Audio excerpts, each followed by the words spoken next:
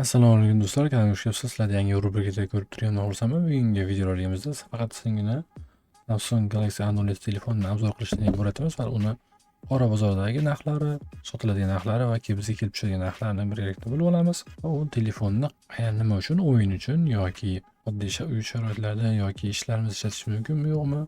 Uni qanday sharoitda ishlatishimiz mumkin va qanchagacha bizga nominalarga keladi?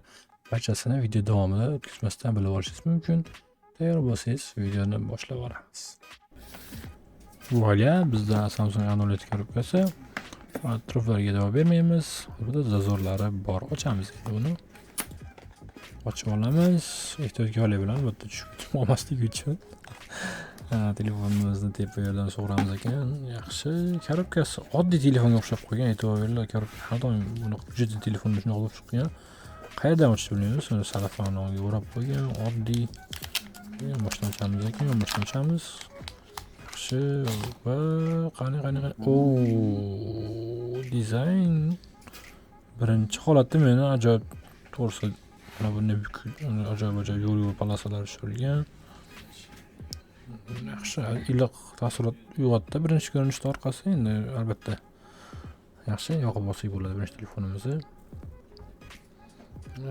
Ekraniga keladigan bo'lsak 6-7 dyuymli Full HD Super AMOLED ekran bo'ladi. Bu narxda juda yaxshi natija. Ekraniga yaxshi normal. Ya'ni korobkalarni ochadigan bo'lsak albatta bizda igna chiqib kelyapti. Rahmat buning uchun Samsung senga. Va bizda adaptersiz kabel Type-C kabelimiz. Albatta bu Samsung uchun o'ziga anaqa qo'ygan, nima deydi? Odat qilib olgan. Kalla qo'shmasligini endi iPhone kabi.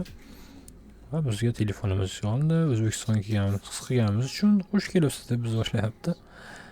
Endi buni ichki nastroykalarni ko'pchilik biladi. Albatta boshlab nastroykalarni tozalab olishimiz mumkin. Bularni men hozir sizlar bilan 1 soniya qoldirmasdan tezlashtirib o'ramiz. Va bizda telefonimiz ish holatiga kirib keldi.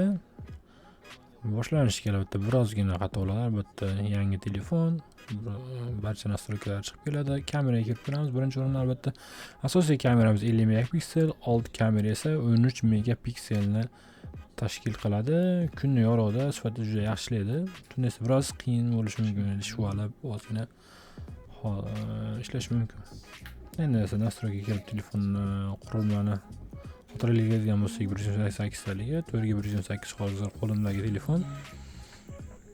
O'yin uchun PUBG Mobile yoki Mobile Legends kabi o'yinlar grafikasi yaxshilikda, o'rtacha ishlash holati normal. Asosiy vazifa va bir RAM ga yuklanadi. Android versiyasi 15, 2025-yilda chiqarilgan telefon. Budjetli variant, budjetli telefon.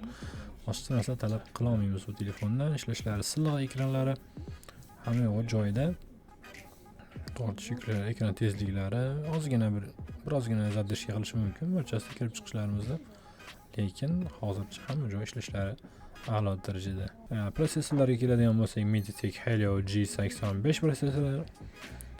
Bu kamerasi kunda foydalanish uchun yetarli bo'ladi. Masalan, Telegram, TikToklar uchun normalniy prosessor yarab beradi. 5000 mAh esa batareykani zo'r darajaga olib kelib beradi. Bir kun, bir yarim kunga bu narsalar ishlatadigan bo'lsangiz, ajoyib darajaga sizlarga yetib beradi. Ishlatsanglar bo'ladi, bemalol bu budjetli telefon. Boshlanishiga ishlatamiz desanglar, albatta shu telefon taklif qilib qolaman. Albatta holati zo'r, dizayni ham chetki yomon emas. Tavsiya qilib qolaman sizlar uchun. Do'stlar, albatta bu telefonimizda iPhone o'sha 120 Hz yoki 90 FPS larda ochmasa ham, atak ishlatsa bo'ladi. Bo'lmaydi. Budjetli telefon albatta bu boshqa narsa ham kutmaymiz. Ishlatsa bo'laveradi. Shunchaki ko'chada ishlatib, rasm tushib, oddiy vizitlarda gaplashib turib, kichik o'yinlarni ham PUBG'ni ham agar eplolsak 45-35 FPS o'ynasak bo'ladi. Foydalanishimiz mumkin.